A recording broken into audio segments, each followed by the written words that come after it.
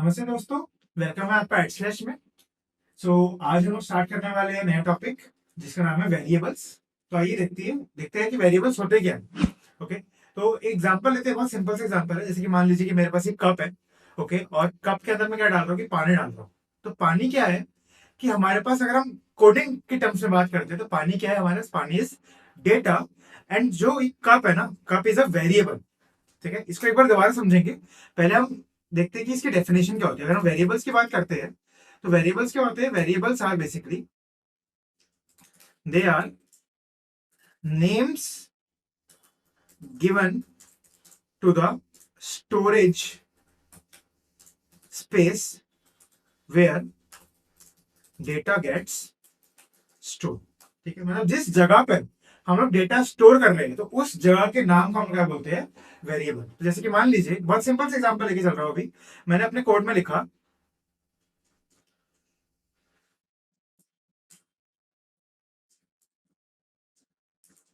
ठीक है, मैंने अपने कोड में लिखा x is equal to 12 for example. तो यहाँ पर क्या हुआ कि एक्स क्या है? यहाँ पर x is a variable, x is a variable and 12 is the data. And 12 is the data, 12 is the data जहां पे हमारा एक्स क्या वेरिएबल है, जहां पर हमारा 12 नाम का डेटा स्टोर होने जा रहा है।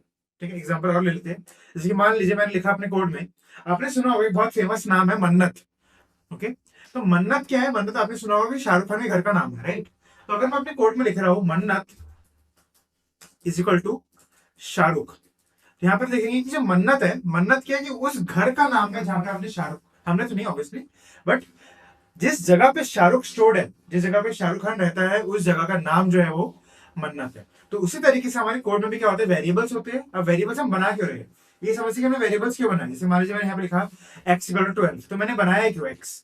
ठीक है, इसका रीजन क्या है? सिंपल सा देखते हैं कि जैसे लेट से आपका, आपको कुछ प्रोसेसिंग करनी है, कोई भी तरह की प्रोसेसिंग। मान लीजिए कि आपको, मान लीजिए सिंपल एक कैलकुलेटर बनाना है, या फिर आप मान लीजिए एक एडवांस एग्जांपल है, तो आप गूगल पे कुछ सर्च कर रहे हैं। तो गूगल पे आप जो सर्च करते हैं, तो आपने वहां पे कुछ लिखा, ठीक है, कुछ टाइप करा वहां पर, तो वहां पे जो लिखोगे ना, तो वो क्या है? डेटा है। आपने बोला कि यार मैंने कुछ ढूंढ रहा हूँ, जैसे आपने बोला कि यार लर्न पाइथन, ठीक है, यार पाइथन ट्यूटोरियल आपने सर्च करना। तो पाइथन ट्यूटोरियल आप सर्च कर रहे हो, तो जो सर्च रिजल्ट आ रहे हैं वो भी डेटा है। जो आपने पाइथन लर्न पाइथन डाला वो भी डेटा है। ठीक है, तो आपने डेटा दिया कुछ गूगल को, गूगल ने उसके बेसिस पे कुछ प्रोसेसिंग करी और उसके बेसिस पे कुछ आउटपुट दिया। तो आपने इनपुट दिया, आपको कुछ आउटपुट मिला, ये दोनों चीजें क्या है? डेटा। तो सिमिलरली जब भी हम लोग अपने कंप्यूटर में काम करते हैं, किसी भी सॉफ्टवेयर में काम करते हैं, एग्जांपल और ले सकते हैं इसमें, जैसे जोमेटो पे काम कर रहे हैं, तो आप जोमेटो पे जब ऑर्डर प्लेस कर रहे हो, तो कस्टमर क्या ऑर्डर प्लेस कर रहा है, कितना प्लेस कर रहा है, उसकी क्वांटिटी क्या है, कस्टमर का एड्रेस, कस्टमर का नाम हो गया, कस्टमर की एज हो गई, कस्टमर का ईमेल एड्रेस हो गया, कस्टमर का फोन नंबर हो गया, ओटीपी हो गया, ठीक है, या रेस्टोरेंट का नाम हो गया। तो ये सारी की सारी चीजें क्या है? वेरिएबल, क्योंकि ये चीजें ना बार बार वेरी कर रही है, बार बार चेंज हो रही है। तो हम लोग क्या करेंगे कि इस डेटा को लेके आएंगे कहीं से और अपने एक वेरिएबल में, एक कंप्यूटर की मेमोरी स्पेस में स्टोर कर देंगे एंड उसके ऊपर बाद में प्रोसेसिंग करेंगे। जैसे अभी हमने क्या करा कि अपने डेटा को स्टोर कर लिया, ठीक है, अब हमने यहाँ पे कोड को रन कर दो, कोड रन हो गया। अब हम यहाँ पे लिखेंगे प्रिंट एक्स, या फिर मान लीजिए मुझे कुछ कैलकुलेशन करनी है, मैंने लिखा यार y is equal to x plus 1, and हमने कर दिया यहाँ पे प्रिंट वाई। तो आप देखेंगे कि क्या हुआ कि जो इस जगह पर, इस पर्टिकुलर स्टेटमेंट में, इस पर्टिकुलर लाइन नंबर 1 में, इसने पहले एक्स की वैल्यू को फेच करा।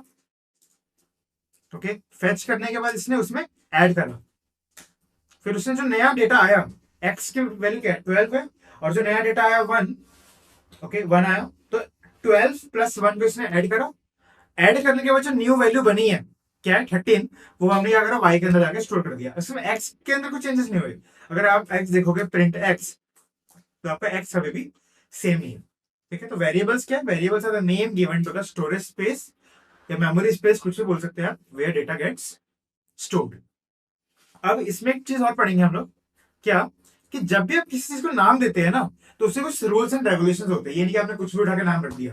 कि जैसे मान लीजिए फॉर एग्जाम्पल मेरा नाम हर्षिल है, ठीक है, तो आपने नाम रख दिया हर्षिल एट द रेट, ठीक है, तो ये वाला आप नाम नहीं रख सकते, क्योंकि जैसे हमारे नॉर्मल बोलचाल में भी क्या होता है कि हम लोग जब बात कर रहे होते हैं तो हर चीज को जब नाम देते हैं तो उससे कुछ रूल्स होते हैं। ये नहीं कि आपने कुछ भी रख दिया किसी का नाम। तो वो हम देखते हैं यहाँ पर कोडिंग में भी सेम तरीके से रूल्स है। पहला रूल क्या है? रूल्स फॉर क्रिएटिंग, क्रिएटिंग नहीं बोलूंगा मैं, रूल्स फॉर नेमिंग वेरिएबल्स। ठीक है, तो पहला रूल देखते हैं हम लोग। पहला रूल क्या है हमारे पास? पहला रूल है आपका, variable names can only contain alphabets, digits और अंडरस्कोर कैरेक्टर।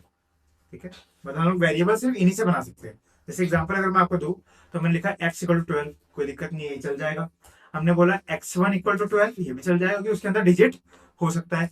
हमने बोला x अंडरस्कोर इक्वल टू 12, ये भी चल जाएगा, कोई भी दिक्कत नहीं है। लेकिन अगर मैं अपने कोड में लिख रहा हूँ, लेट्स से अगर मैं अपने कोड में लिख रहा हूँ अंडरस्कोर x इक्वल टू 12, तो ये नहीं चलेगा। क्यों?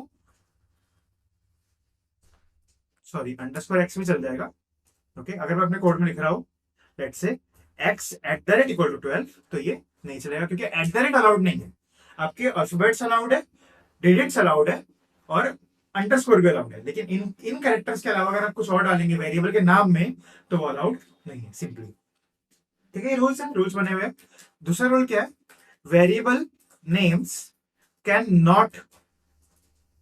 Not start with a digit.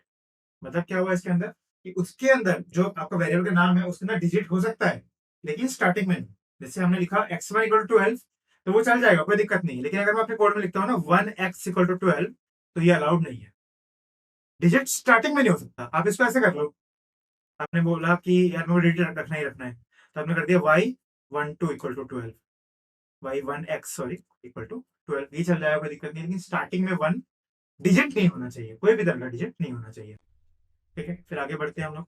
अगला रूल क्या है? Variables are case sensitive. ठीक है, तो केस सेंसिटिव का मतलब समझते हैं पहले। केस का मतलब क्या होता है पहले वो हम ये समझेंगे। केस का मतलब क्या होता है? अगर आपने अपने कोड में लिखा कैपिटल ए, तो कैपिटल ए क्या है? ये हमारा दिस इज अपर केस। ठीक है, मैंने अपने कोड में लिखा ए इक्वल टू 12 और मैंने लिखा स्मॉल ए इक्वल टू 12। तो ये जो स्मॉल ए का क्या बोलते हैं? Lower case. ये तो पाइथन की टर्म नहीं है, ये इंग्लिश में हम बोलते हैं अपर केस लोअर केस। ये तो इंग्लिश लैंग्वेज की टर्म है कि अपर केस मतलब कैपिटल हो गए, लोअर केस मतलब स्मॉल हो गए। तो अब क्या है कि पाइथन जो है वो केस सेंसिटिव लैंग्वेज है। इसका मतलब क्या होगा कि पाइथन जो है सेंस कर सकता है कि कब हम अपर केस यूज कर रहे हैं, कब हम लोअर केस यूज कर रहे हैं। तो पाइथन क्या करेगा कि इन दोनों को अलग अलग वेरिएबल्स मानेगा। इसलिए आप देखोगे कि अगर इन दोनों के अंदर अलग अलग डेटा स्टोर कर दो, इसमें एक में 12 रखा, एक में 50 रखा, और हमने यहाँ पे लिखा प्रिंट कैपिटल ए तो 12 देगा, मैं लिखूंगा प्रिंट स्मॉल ए तो ये 50 देगा। ठीक है, आगे बढ़ते। अगला रूल क्या है कि कुछ ना हमारे पास कुछ रिजर्व कीवर्ड्स होते हैं। जैसे अगर एग्जांपल लो कि लेट्स से जैसे कि हमारे पास एक कप है। ठीक है, अब कप क्या, अब मैं इसको नाम, इसका रिजर्व है ना कि कप मतलब ये कप तो नहीं, सॉरी ये मग है। ठीक है, तो हमने बोला मग है। ठीक है, और मग क्या है? एक रिजर्व कीवर्ड हो गया हमारी लैंग्वेज की, मग। यार मग मैं इसी को बोलूंगा हमेशा। अब मान लीजिए कि कल को मैं एक नया लैपटॉप परचेस करके लेके आया और मैंने लैपटॉप को नाम दे दिया मग, क्या है जिसको मैं मग बोलूंगा आगे से। ठीक है, अब क्या दिक्कत होगी? आपने नाम रख दिया, कोई दिक्कत नहीं है उस टाइम पे। लेकिन अगर आप बाद में कभी आपका फ्रेंड आया, ठीक है, आपके फ्रेंड ने बोला कि यार मुझे मग दिए, ठीक है, तो आपने क्या करा कि आपने उसको ये अपना लैपटॉप पकड़ा दिया उठाकर। क्यों? क्योंकि आपने तो लैपटॉप को मग रखा हुआ है ना। तो यहाँ पे दिक्कत आनी शुरू हो जाएगी। तो सेम तरीके से पाइथन के अंदर भी ना कुछ रिजर्व कीवर्ड्स होते हैं। ठीक है, रिजर्व कीवर्ड्स होते हैं। Reserve keywords should not be used, should not बोल रहा हूं मैं, they should not be used for variable naming. Okay, जैसे एग्जांपल लेते हैं कि हमारे पास एक कीवर्ड है इफ। ठीक है, इफ, तो आप इफ इक्वल टू 12 नहीं लिख सकते। ठीक है, आपने बोला कि जैसे हमने बोल दिया लेट्स से, और कीवर्ड जैसे प्रिंट है। आप प्रिंट देख रहे हो, यहाँ पर हम प्रिंट यूज कर रहे हैं, तो हमने बोला प्रिंट इज इक्वल टू 90। ठीक है, ये भी नहीं यूज कर सकते। हमने बोला यार लैन इज इक्वल टू 67, नहीं कर सकते। हमने बोला एल्स इज इक्वल टू 45, नहीं कर सकते, क्योंकि क्या है यहाँ पर ना सारे के सारे कीवर्ड है। तब आप बोलोगे कीवर्ड तो ऐसे कुछ भी होंगे, हमें याद कैसे रहेगा? हमें तो पता ही नहीं कीवर्ड्स कौन से होते हैं। दो ऑप्शन है, या तो आप जो जनरली लोग करते हैं, गूगल पे जाओ, लिखो पाइथन रिजर्व कीवर्ड्स, आपको लिस्ट मिल जाएगी, आप याद कर लो बैठ के। ठीक है, या फिर आप एक काम करो, सीधे सीधे साधे जैसे मैं काम करता हूँ ना वैसे कर लो, सिंपल तरीके से कि जब भी आप अपने वेरिएबल बना रहे हो कोड में, ठीक है, अब ये हर लैंग्वेज में, सॉरी, ये हर सॉफ्टवेयर में ये वाली चीज नहीं होती। जैसे मैं जो सॉफ्टवेयर यूज कर रहा हूँ वो जुपिटर नोटबुक है, जुपिटर नोटबुक। तो इसके अंदर क्या फीचर है कि जब भी आप एक कीवर्ड यूज करोगे, ठीक है, और अगर वो कीवर्ड ऑलरेडी प्री डिफाइंड है, ऑब्वियसली कीवर्ड्स प्री डिफाइंड होते हैं, तो क्या होगा कि उसका ऑटोमेटिकली कलर चेंज हो जाएगा। आप देखोगे अगर मैं यहाँ पे लिखता हूँ ना, मैं बोला यार हेलो इक्वल टू 12, तो यहाँ पर हेलो का कलर चेंज नहीं हो रहा है, हेलो आपका ब्लैक कलर में ही है। लेकिन इफ, प्रिंट, एल्स, लैन, ये सारी क्या, इनका कलर चेंज हो रहा है ग्रीन में। आप देखेंगे यहाँ पर कि इनका कलर ग्रीन में हमारा चेंज हो गया। तो इसके इन सब केसेस में आप क्या कर सकते हो कि जब भी कलर चेंज हो रहा है तो आप उनको आप यूज मत करो तो बेटर है, ठीक है। उस केस में आप बोलोगे कि नहीं यार मुझे यूज करना ही करना है, तो एक काम कर सकते हो, जैसे इफ क्या है, आपको इफ यूज करना है तो आप कैपिटल में यूज कर लो, कोई दिक्कत नहीं है। इफ का जो लोअर केस वर्जन है ना, वो वाला कीवर्ड है। प्रिंट का लोअर केस वर्जन कीवर्ड है। इसमें आप एक काम और भी कर सकते हो, आपने बोला यार इफ मुझे लोअर केस में यूज करना है, लेकिन आप अंडर आगे अंडरस्कोर लगा दो या 1 लगा दो, कुछ भी लगा दो, आपकी मर्जी है। कुछ और मतलब करेक्टर लगा दो जो कि अलाउड है, डिजिट, अल्फाबेट या अंडरस्कोर, इनमें से कुछ लगा दो, तो आप उसको भी एज वेरिएबल यूज कर पाएंगे, ठीक है। तो ये हो गए आपके 4 रूल्स, जो मेजर रूल्स हैं हमारे पास, ठीक है। तो हमारे पास variable names can only contain alphabets, digits और underscore characters. They can not they can not start with a digit, they are case sensitive, and we should not use reserved keywords, okay, to name variables। ये हमारे पास 4 rules है। अब आपको एक छोटी सी trick दिखा रहा हूँ बस, जो कि पाइथन में ही चलती है। ट्रिक नहीं बोलूंगा, बस एग्जैक्टली एक लिखने का तरीका मान लो। जैसे फॉर एग्जांपल हमने लिखा अपने कोड में x इक्वल टू 12, ठीक है, हमने लिखा y is equal to 50, okay, ये लिख दिया हमने। अब मैं इस 2 लाइन का जो कोड है ना, इसको मैं ऐसे भी लिख सकता हूँ, x, y is equal to 12, 50, कोई दिक्कत नहीं है। या तो मैं ऊपर की 2 लाइन लिख लूँ या फिर एक लाइन में लिख लूँ, सेम काम है, ठीक है, सेम सेम चलेगा कोड। इसमें क्या होगा, based on their positional order, मैंने 12 पहले लिखा हुआ है और x पहले लिखा हुआ है, तो 12 x के पास चले जाएगा और 50 y के पास चले जाएगा। अब मैंने अपने कोड में लिखा, लेट से एक और ट्रिक दिखा रहा हूं मैं आपको। मैंने अपने कोड में लिखा x is equal to 12 and y is also equal to 12।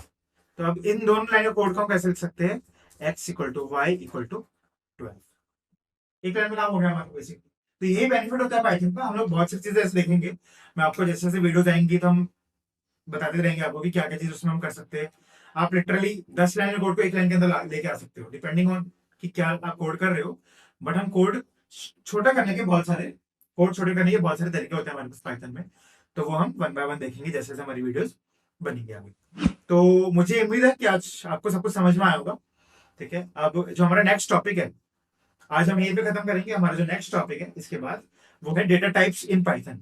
तो पाइथन के अंदर जितने भी डेटा टाइप्स होते हैं मैं एक्सप्लेन करूंगा प्रॉपरली कि डेटा टाइप्स क्या होते हैं एंड ऑल, तो वो पढ़ेंगे, ठीक है।